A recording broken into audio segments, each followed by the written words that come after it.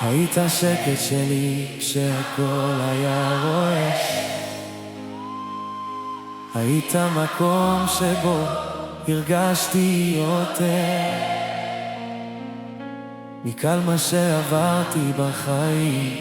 אתה היית הדבר הכי אמיתי. ועכשיו אני לומד איך לישון לבד, איך לעבור את הלילה בלי לשמוע ממך.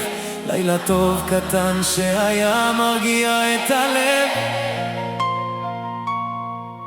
ובבוקר להתעורר לשקט כואב. ומה אם יש מישהו אחר שמחבק אותה? מה אם הוא שומע את כל מה שפעם סיפרתי?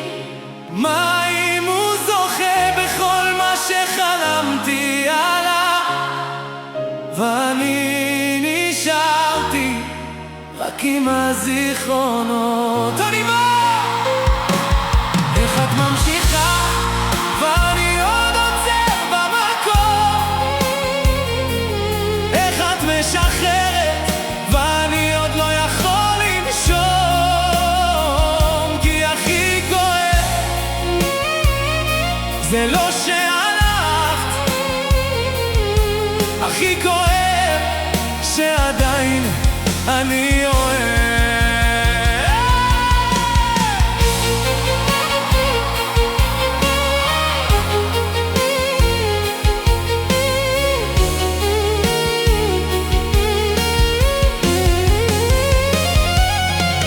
יש לילות שאני פותח את הטלפון, מסתכל בתמונות ולא מוצא היגיון. כמה פעמים כבר רציתי למחוק אותה, וברגע האחרון הלב שוב עוצר.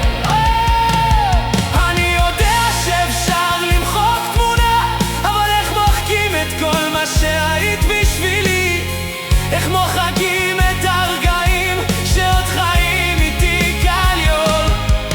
ואם מישהו אחר כבר מחזיק לך את היד, תגידי, את זוכרת שפעם זה היה שלי? ואם את כבר מחייכת למישהו אחר, אז למה אני עדיין לא מצליח לשחרר? ומה אם יש מישהו אחר שמנשק אותך? מה אם הוא שומע את כל החלומות שלך? מה אם את נותנת לו את כל מה שבנינו, כאילו מעולם לא היינו?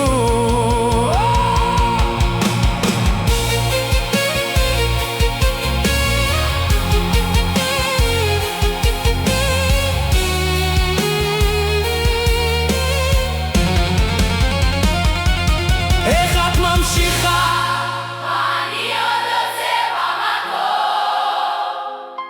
איך את משחררת? אני עוד לא יכול לנשום. כי הכי כואב זה לא שעלה, הכי כואב שעדיין אני אוהב. אפשר למחוק את האמונה, אפשר למחוק אותה, אבל איך מוחקים בן אדם שעדיין גר בלב?